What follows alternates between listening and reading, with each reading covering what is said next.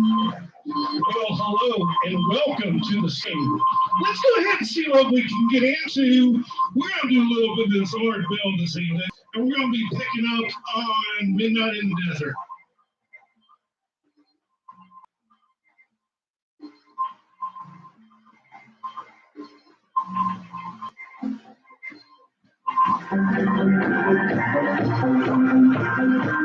Welcome to the stream.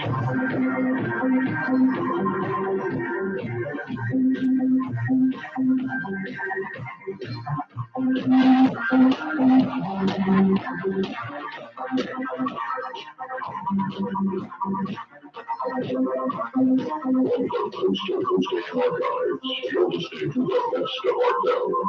This program was originally broadcast October 30th, 1993. It will be live tomorrow night for the annual Coast to Coast AM show. Good morning, and welcome to another edition of Coast to Coast AM. Live, Coast stories, all night long. This is the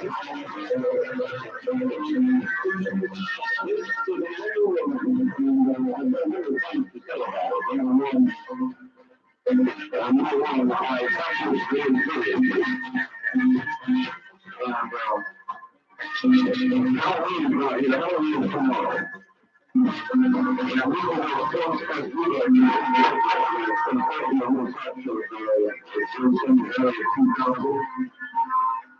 What we do here on special occasions, we turn away from the news, whatever it happens to be. This is much this morning anyway.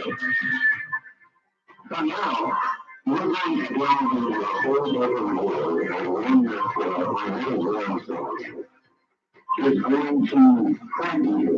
And there are people that become upset by discussions involving the paranormal and ghosts. And if you are one of those people, I urge you right now to turn your radio off, go watch TV or something, listen to somebody else's radio program. Because this morning we're going off into a complete different world. And I've got a couple of setup pieces this morning that I think you'll enjoy. This story from the Associated Press is Dayline Capitol Hill with its 200-year history. It's not surprising that the United States Capitol building is the scene of many ghost stories. Clarence Brown, president of the U.S. Capitol Historical Society and a former congressman himself, says over the past 2 centuries, both the bold and the faint-hearted claim to have seen or heard spirits at the Capitol. There's the story of the demon Black Cat, reported over the years by more than one guard. There's the sighting of former President turned Congressman John Quincy Adams, who died near the floor of the old House chamber in 1848. And there are those who smelled baking bread from the Capitol basement long after Union forces ceased using a secret tunnel as a Civil War bakery. Then there's this touch of Nevada story for you that I found particularly fascinating. It comes from a newspaper that you probably don't read, that we get in a little town where I live called Pahrump, Nevada. It's a little newspaper called the Gateway Gazette. It's the Thursday, October 28th edition. And the story is by Dave Downing, who is a Gazette staff writer, and it's entitled The Ghosts of the Mizpah Hotel. About 2 months ago, I'm belly up to the bar at one of my favorite watering holes, the Mizpah Hotel Casino in Tonopah. My son had come up from Las Vegas to visit, and we were having a late night drink. It was about 1 in the morning. You see, about 1 in the morning. Views of the times, ladies and gentlemen, where these things occur. A fellow, I would guess to be in his 40s, came up from behind us, sat at the bar next to me. I glanced at him, seeing a dozen or 2 tattoos on his arm, decided to avoid a conversation. I let him order a beer. When the beer arrived, he upended the bottle, guzzled down a slump, wallowed in the bar with a whack, and he looked at me and said, "Boy, that's a hell of a hologram they've got in the elevator." Well, the elevator, he said. I've never been there before. They've got an incredible hologram in there. I don't understand. He said, oh, I thought you were a local. This wall has a hologram of a beautiful woman dressed in old-fashioned clothing. It's in the elevator, man. It does look real. I told him that I'm a local. I also asked him, told him there's no hologram in the elevator. He looked at me strangely, drank his beer, and left. A few minutes later, he returned to the bar. He looked upset. You're right, he exclaimed. There is nothing in the elevator.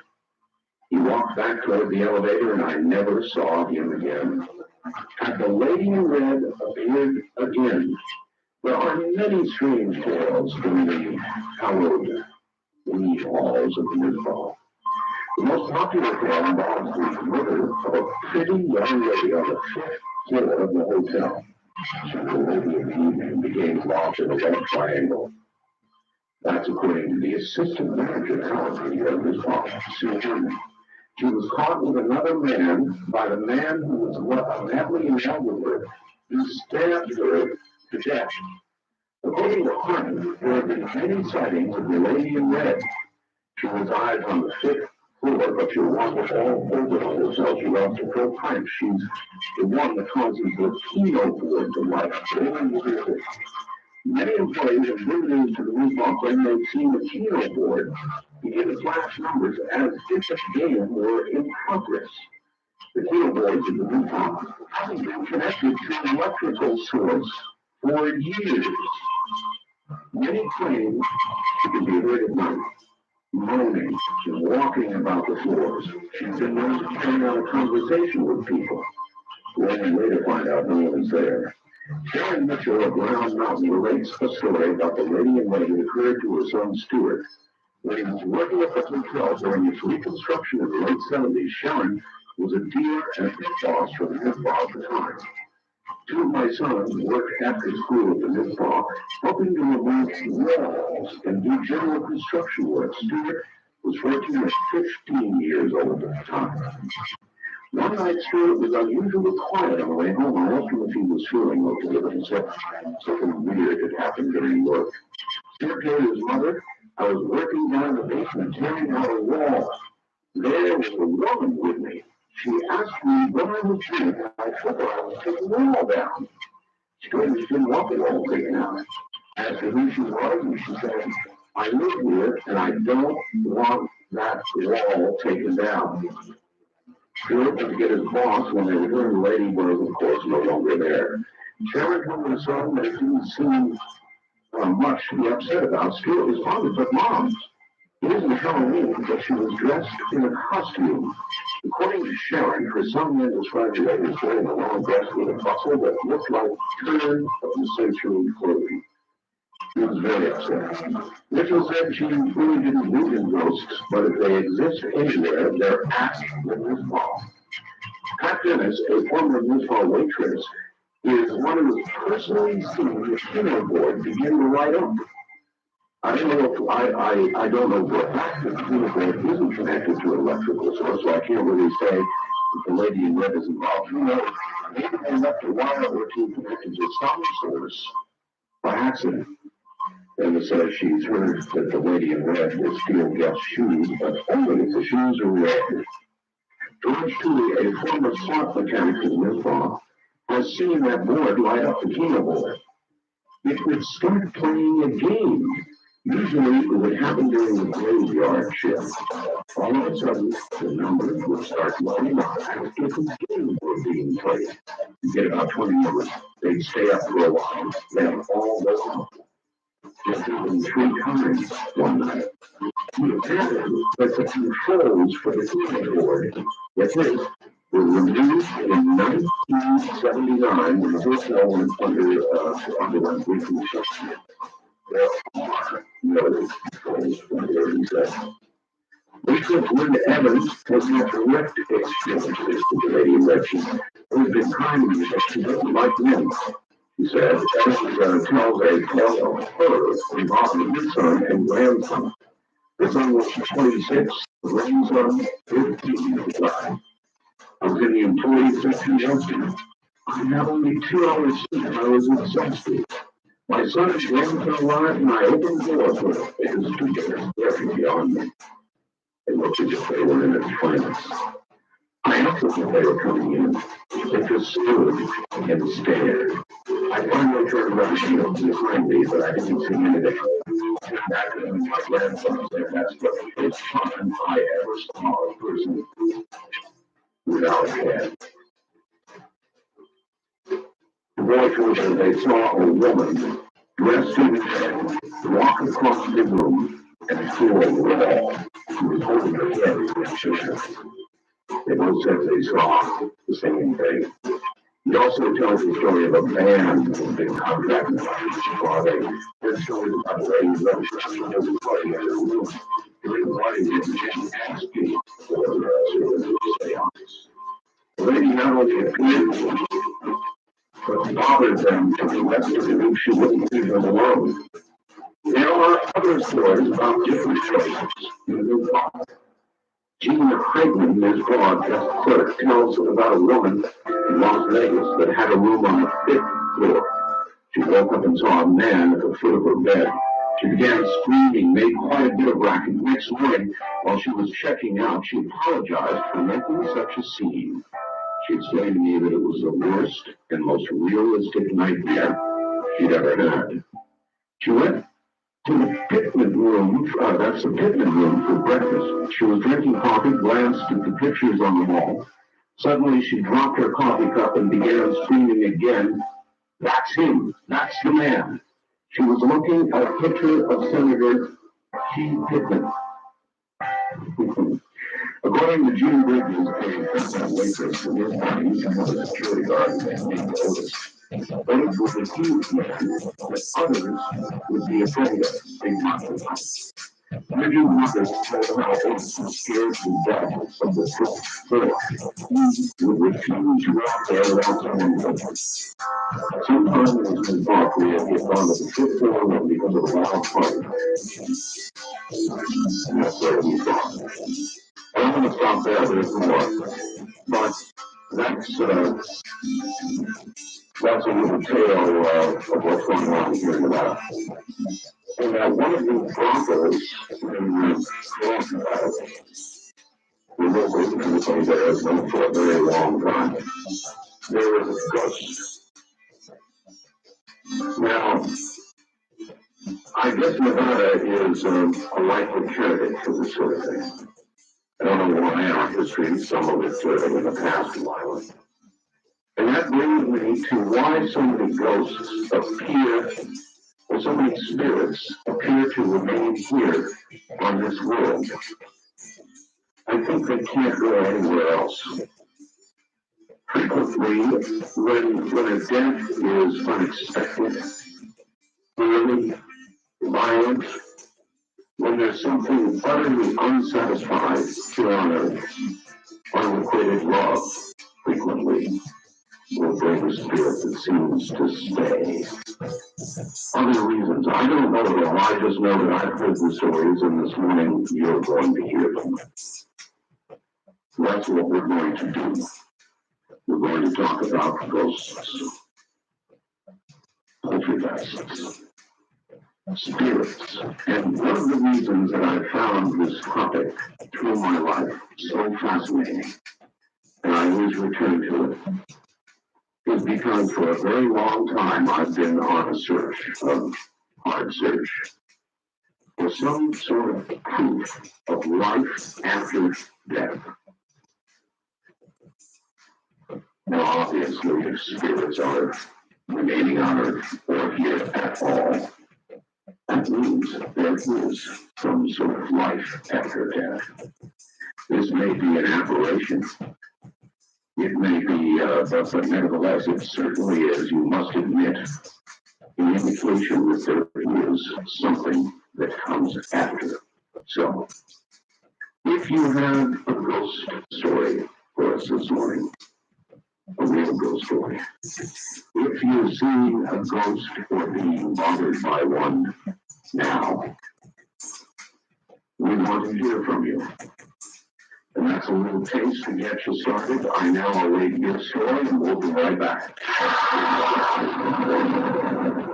All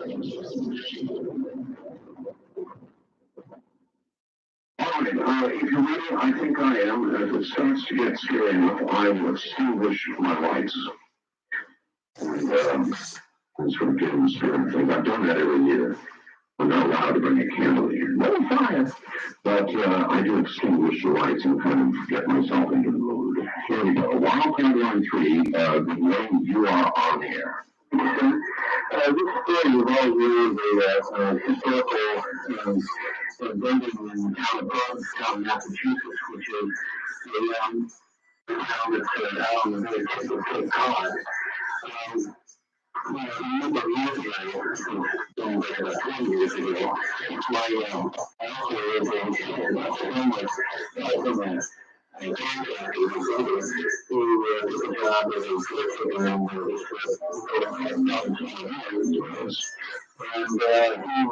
basically looking at home to do some restoration, renovation on his own.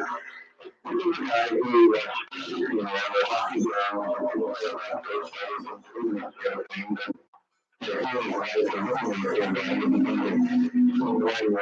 Evidence of what I'm getting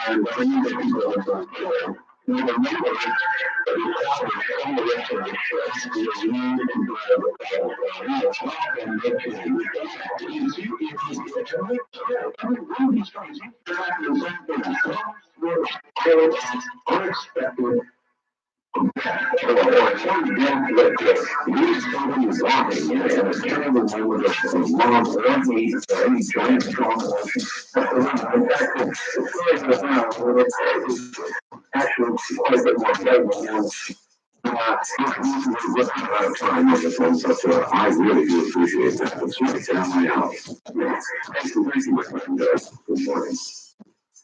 Jesus Christ. To another place where there are a lot of stories of those spirits. Of course, there's New England. Now, I guess you could once again suggest that the older egg first settled areas in this country, could be likely spent for such things. And of course, Europe, where society is quite a bit older than ours, and Vermont is quite a bit older than ours, with a lot of history behind them, seem to be troubled by this sort of thing as well. Again, the reason I find all of this so utterly fascinating is that obviously any proof of ghosts, any confirmation of spirits, is in effect confirmation of life after death. And I know that many of us, not just me, are totally fascinated by that possibility. So that was a good setup call for what we're going to be doing this morning. I guess you've got the idea. If you've got a story, you know what the numbers are. We'll be back with more.